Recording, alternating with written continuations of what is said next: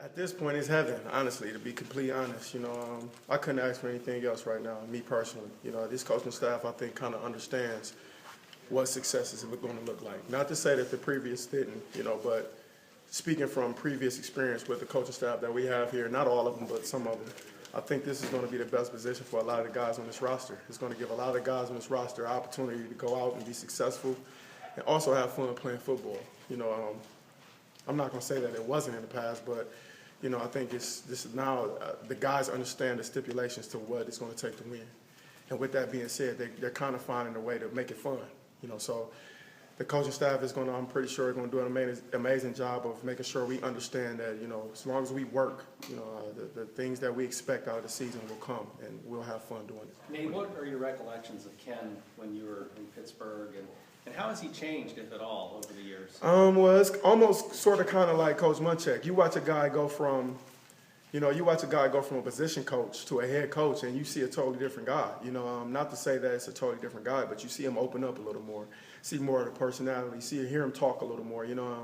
My rookie year when Coach Wisenhunt was there, it was kind of like the whole staff had the Coach Coward mentality. You never really knew what was on their minds. Sometimes when you think they're highly upset, they'll smile at you and they're happy.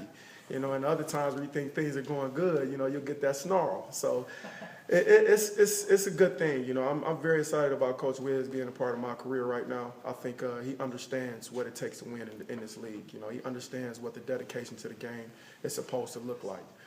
So right now he's basically making sure that we're all on that page, understanding what we're going to have to do and how we're going to have to do it here in this offseason to get to the success that we want to be during the season. It will. It's been 6 years with him. It's been fun 6 years. It's been a lot of good times, and he's done a lot in those 6 years that not many people have. And I don't know if he's gotten as much credit as he deserves for really never missing practice and definitely never missing a game and start. So it'll be, I think in a lot of ways it'll be good for us and good for him. Sometimes change is good, and it'll give him a fresh start, and I'm sure he's actually going to have a pretty good year. It seemed like there were some times where some of his comments were maybe interpreted as, the line could do a little bit better.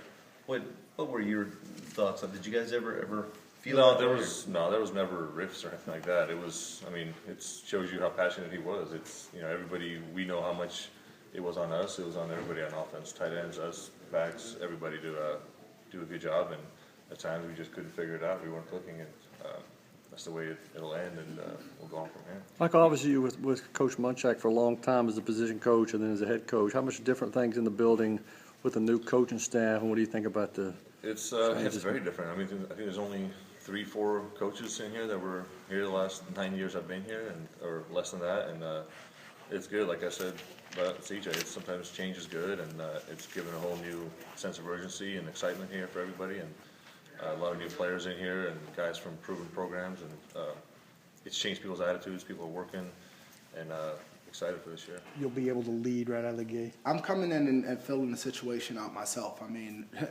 Bernard was, I've known Bernard for a long time. He was a freshman starting on one of my defenses at Purdue, where I was the leader on that team, So, but here I'm just coming in open-minded, and I'm going to lead by example. I'm naturally a vocal leader, so if it comes to that, then great. If not, then I'm going to just play football. My job is to play football, and guys will see how I work, and they'll see how I produce. And I think your leadership just comes, it just comes. Leaders are just born leaders, and that's how it is. I'm not trying to come in and bring in my way or Denver way or San Diego way. This is Titan football, and we're going to play Titan football. That was Bernard.